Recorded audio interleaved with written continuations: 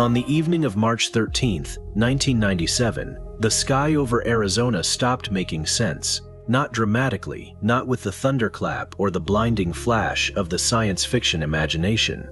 Quietly, silently, with the particular wrongness of something large, moving through a space where large silent things do not move. A presence felt before it was fully understood.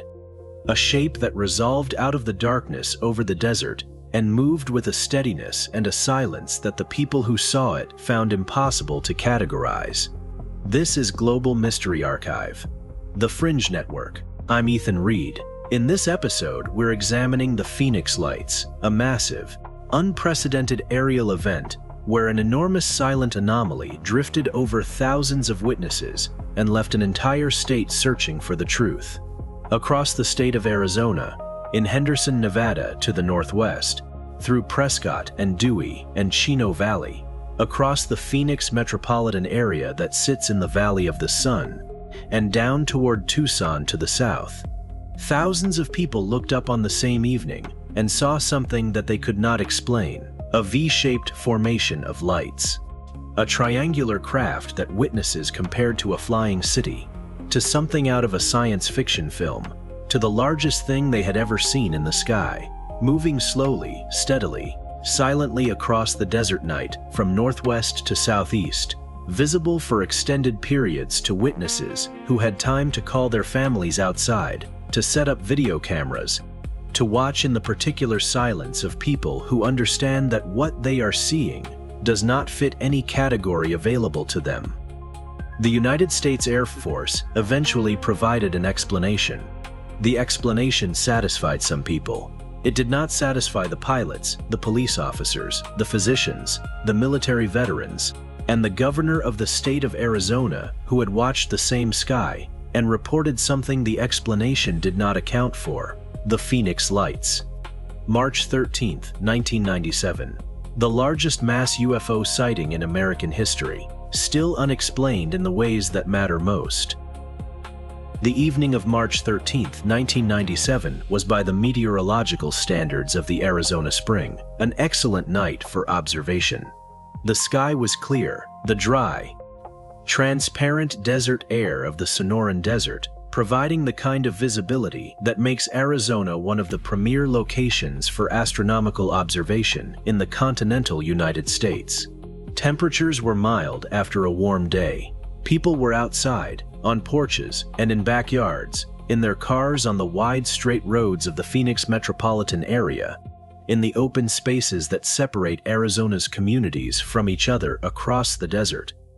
The timing of what was observed, the sequence of reports that came in to police departments, to airports, to civilian UFO reporting organizations across the region, provides a geographic and temporal picture of something moving across a large area over an extended period. The first reports came from Henderson, Nevada, at approximately 7:55 p.m. local time. A man in Henderson reported a V-shaped formation of lights moving southeast. The same or a similar formation was reported over Prescott, Arizona, a city approximately 100 miles north of Phoenix, at approximately 8:17 p.m.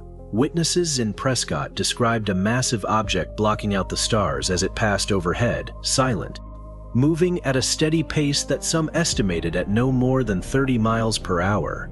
By approximately 8:30 p.m., reports were coming from the corridor between Prescott and Phoenix, from Dewey, from Chino Valley, from the communities along the route that the object appeared to be taking. Witnesses in these communities reported a craft of extraordinary size. Estimates ranged from several hundred feet across to multiple miles, with lights arranged along its leading edge and no visible propulsion system. By approximately 8:45 p.m., the object or objects were over the Phoenix metropolitan area, a city of over 1 million people spread across the desert valley in the particular way of American southwestern cities, wide and flat and brightly lit. In this most populated and most surveilled of settings, thousands of people observed what was passing overhead. The geographic extent of the sightings, from Nevada to the Phoenix area, in a corridor of approximately 300 miles, traversed over approximately an hour, is one of the most significant features of the event. Whatever was in the sky that night covered a lot of ground, was visible to a lot of people, and produced a consistency of description across independent witnesses that is difficult to account for through conventional misidentification. The first phase of the Phoenix Lights, the V-shaped or triangular formation that moved across Arizona from approximately 8 to 9 p.m., is the portion of the event that has resisted explanation most successfully and that remains most genuinely puzzling to researchers who have examined the evidence carefully. Witnesses who observed this phase consistently described a large, dark, triangular, or boomerang-shaped object with lights arranged along its leading edges or at its vertices. The object was described as massive, significantly larger than any conventional aircraft, with some witnesses estimating a wingspan or width of a mile or more. This is almost certainly an overestimate. Human perception of size in the night sky is notoriously unreliable, but even conservative estimates based on the angular size reported and the estimated altitude suggest an object substantially larger than any known aircraft. The object was silent, or nearly so. Witnesses who were in its immediate path reported hearing nothing, no engine noise, no jet sound, no rotor wash, despite its apparent low altitude. Some witnesses reported a very faint hum. The absence of sound is one of the features most inconsistent with any known aircraft of significant size, all of which produce substantial acoustic signatures. The object moved slowly. Witnesses had extended observation times, minutes, not seconds, to watch the formation pass overhead. Some witnesses reported being able to track it from horizon to horizon. The slow, steady movement combined with the large apparent size produced, in multiple independent witnesses, an overwhelming sense of scale, the feeling that they were watching something enormous passing just above them. Pilots were among the witnesses. A pilot who was approaching Phoenix's Sky Harbor Airport from the north reported that the formation should pass directly over his aircraft. A retired airline captain watching from his home in North Phoenix observed the formation for an extended period. These are witnesses with professional experience of aircraft and the night sky, with established reference points for what they are looking at, and the specific training to make accurate observations. What they observed was not, they reported, anything they could identify. The second phase of the Phoenix Lights event, the stationary lights that were seen over the Phoenix metropolitan area beginning around 10 p.m., is visually distinct from the V formation of the earlier evening and has been explained, with reasonable confidence, by the official investigation. At approximately 10 p.m., a line of amber-orange lights appeared in the sky to the southwest of Phoenix, apparently hovering at high altitude over the South Mountain area. The lights were arranged in an arc or row, appearing and then disappearing one by one over the course of several minutes. Multiple witnesses observed and filmed this display. The footage taken that night, amateur video recorded by residents who had cameras available, shows a row of lights against the dark sky, glowing steadily and then fading. This second display is what most of the subsequent media coverage focused on when it ran the footage. It is visually dramatic, it is easily captured on video, and it is, by the assessment of most researchers, explained by the official account. The Maryland Air National Guard's 104th Fighter Wing, operating out of Davis-Monthan Air Force Base, was conducting training exercises in the Barry M. Goldwater Range, southwest of Phoenix that evening. The exercises involved A-10 Warthog aircraft dropping LUU-2BB illumination flares, high-intensity light sources used for night ground illumination that burn intensely for several minutes before burning out. These flares, released at altitude and slowly descending under parachutes, would have appeared to a ground observer to be stationary, or nearly so, arranged in a line, burning steadily, and then going out one by one. The visual signature of LUU-2BB flares is consistent with the second phase of the Phoenix Lights. The timing is consistent. The location is consistent. The flares would have been above the Estrella mountain range, which would have hidden the lower portions of their descent from Phoenix observers and created the appearance of lights hovering just above the horizon. This explanation is accepted by most researchers as accounting adequately for the second phase of the Phoenix lights. It does not account for the first phase. The witness base for the Phoenix lights is, by the standards of UFO research, extraordinarily strong, not only in terms of numbers, but in terms of the credibility and expertise of the witnesses involved. Dr. Lynn Katay is perhaps the most significant individual witness. A physician practicing in Phoenix, Katay had been observing and photographing unusual lights over the Phoenix area for months before March 13, 1997. She had multiple documented episodes of observation, with photographic records going back to the previous year. On the night of March 13th, she observed the V formation from her home in the Phoenix foothills and photographed what she saw. Her testimony is notable for its duration. She was not a single evening witness, but a person who had been systematically documenting an ongoing phenomenon. And for her professional credibility as a physician who was not given to fantastical interpretation of her experiences. Phoenix police officers received multiple calls on the evening of March 13th, and several observed the lights themselves. Officers in multiple precincts described, in their reports and in subsequent interviews, seeing a massive formation of lights that they could not identify with any known aircraft or natural phenomenon. Commercial pilots flying into and out of Sky Harbor Airport observed the formation. The specific credibility of pilot witnesses, their professional training, their experience with the full range of aerial phenomena, their understanding of what is and is not normal in the sky is well established in aviation safety contexts and carries the same weight in UFO investigation. And then there is Fife Symington. Fife Symington was the Republican governor of Arizona at the time of the Phoenix lights.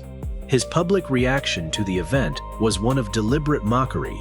He called a press conference in June 1997, at which he had an aide appear dressed in an alien costume, apparently to diffuse the public pressure for official investigation of the sightings with humor.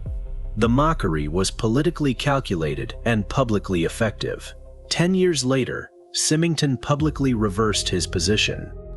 In a 2007 interview, he stated that he had witnessed the V formation himself on the evening of March 13, 1997, that he had seen something massive and extraordinary passing over Phoenix that he could not explain, and that his public mockery of the sightings had been motivated by a desire to prevent public panic rather than by genuine dismissal of what he and thousands of others had seen. The governor of Arizona saw it, and he lied about it for 10 years. The United States Air Force's official explanation for the Phoenix lights was not provided immediately. In the days and weeks following March 13, 1997, military spokespeople declined to comment, referred questions to local authorities, and maintained the institutional silence that the military applies to incidents it prefers not to discuss publicly. The explanation came months later. The Maryland Air National Guard acknowledged that its aircraft had been conducting exercises in the Barry M. Goldwater Range on the evening of March 13th, and that LUU-2BB illumination flares had been deployed. The flares, it was explained, accounted for the lights seen over Phoenix in the late evening. As previously noted, this explanation is credible for the second phase, the stationary lights seen around 10 p.m. It is not credible for the first phase. The A-10 flare explanation fails to account for the V formation for several reasons. The V formation was observed between approximately 8 and 9 p.m., at least an hour before the flares were reportedly deployed. The witnesses who observed the formation described a solid, structured craft, not a line of floating lights. The specific character of what they saw was a coherent object, not a dispersed pattern of individual light sources. The witnesses explicitly distinguished between what they saw in the first phase and what they might expect from flares. And the geographic trajectory of the formation, moving consistently from northwest to southeast across 300 miles of Arizona, is inconsistent with stationary flares deployed over a fixed range. The official explanation, in other words, was applied to the wrong phase of the sighting. The first phase, the V formation that moved across Arizona between approximately 8 and 9 p.m., was not explained by the flare account. Military spokespeople, who were asked specifically about the V formation, declined to address it, deflecting questions back to the general flare explanation. When pressed, the response was typically that the military was not in a position to comment on every report of unusual aerial phenomena. The specific absence of an official explanation for the first phase of the Phoenix Lights remains the most significant unresolved aspect of the case. The investigation into the Phoenix Lights has been conducted primarily outside official channels, by civilian researchers, by journalists, and by the witnesses themselves who found the official explanation insufficient. The National UFO Reporting Center, a civilian organization that maintains a database of UFO reports, received hundreds of reports related to the March 13th event and conducted interviews with witnesses across the geographic corridor of the sightings. The director of the organization, Peter Davenport, became one of the most persistent advocates for a serious investigation of the first phase, particularly the V formation. The specific question that researchers have found most difficult to answer involves the V formation's size and altitude. If the object was as large as witnesses described and moving as slowly as they reported, it should have been detectable by radar. Sky Harbor Airport's radar was operating on the evening of March 13th. The FAA controls the airspace above Phoenix and maintains radar records of all traffic within that airspace. Requests for the radar data from the evening of March 13th have not been fully satisfied. The FAA has indicated that the relevant radar tapes were overwritten in the normal course of operations before researchers were able to request them. Whether the radar data would have shown anything, whether the overwriting of the tapes was routine or deliberate, and whether any radar returns from the evening of March 13th exist in any archived form, are questions that have not been definitively answered. Dr. Lynn Kitty has been the most sustained single advocate for continued investigation of the event. Her book Phenomenon, 40 Years of Flying Saucers, published in 2000 and based in part on her observations and research from the Phoenix Lights event, presented her photographic evidence and witness interviews in a form that brought the case to a wider audience. A documentary based on her work brought the story to television audiences internationally. The investigations have produced a substantial body of witness testimony, photographic and video evidence, and analytical assessment. They have not produced a definitive explanation for the first phase. The V formation remains, after 27 years of investigation, an open question. The Phoenix Lights have had a measurable impact on the American conversation about unidentified aerial phenomena, an impact that extends beyond the event itself and connects to broader shifts in how the government, the scientific community, and the public engage with the subject. The scale of the Phoenix sighting, its geographic extent, the number and quality of its witnesses, the availability of video documentation, made it qualitatively different from earlier high-profile UFO cases. Previous significant sightings had typically involved small numbers of witnesses, often in isolated settings, whose testimony was more easily questioned. The Phoenix Lights involved thousands of independent witnesses across a populated metropolitan area, including credentialed professionals with no obvious motivation for misrepresentation. This scale forced a different kind of engagement from authorities and media. The governor's press conference, however poorly it was received, reflected a recognition that the event could not simply be ignored. The eventual military explanation, however inadequate, represented an attempt to provide some official account, rather than the total silence that had characterized the military's response to earlier cases. The case is regularly cited in the context of the broader UAP conversation that has developed since 2017, when the New York Times published reporting on the Advanced Aerospace Threat Identification Program and the existence of classified UAP investigation within the United States government became publicly confirmed.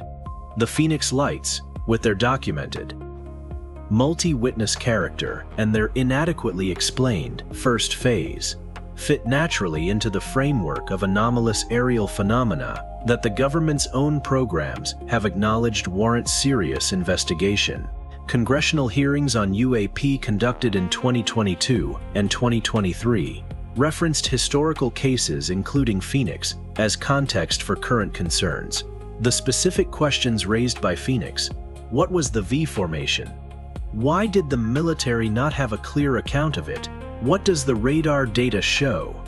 Are the same questions that current UAP investigation is attempting to answer with reference to more recent incidents. The anniversary of the Phoenix Lights is marked every year in Arizona, with public gatherings, documentary screenings, and the particular communal experience of a city that collectively remembers seeing something it cannot explain. Thousands of people looked up at the same sky on the same evening and saw the same thing. This is not a disputed fact. The convergence of independent witness accounts across a geographic corridor of 300 miles, describing consistent characteristics of a consistent phenomenon, represents one of the most robust evidential bases in the history of UFO investigation. The witnesses disagreed on specific details, on the exact size, on the precise configuration of the lights, on the exact altitude. On the essential character of what they observed they agreed: something large, something slow, something silent, something that did not fit any conventional category of aircraft. The governor of the state they lived in saw it too, and then publicly mocked the people who reported it, and then, 10 years later, admitted what he had seen. The second phase of the Phoenix Lights, the stationary lights seen later in the evening, has been explained with reasonable confidence by the flare account. This explanation is credible and should be accepted for what it is: a genuine explanation for one component of a complex evening. The first phase has not been explained. The V formation that moved across Arizona for an hour, observed by thousands of independent witnesses from Nevada to south of Phoenix, tracked by pilots and police officers and ordinary people who had time to watch it from horizon to horizon. This has never received an official explanation that addresses the specific characteristics witnesses described. The military knows its own assets. It knows what was in the sky over Arizona on the evening of March 13, 1997. If the V formation was a classified aircraft, a development program, an experimental vehicle, something that was not publicly acknowledged in 1997, the silence is understandable. The silence does not make the object less real. It makes the silence itself a kind of answer. Something was in the sky over Arizona. Thousands of people saw it, and 27 years later, no one with official knowledge has explained it. The sky over Phoenix still holds its secret. And the people who were there that night have not forgotten what they saw. This has been Global Mystery Archive. Good night. And remember, some mysteries never sleep.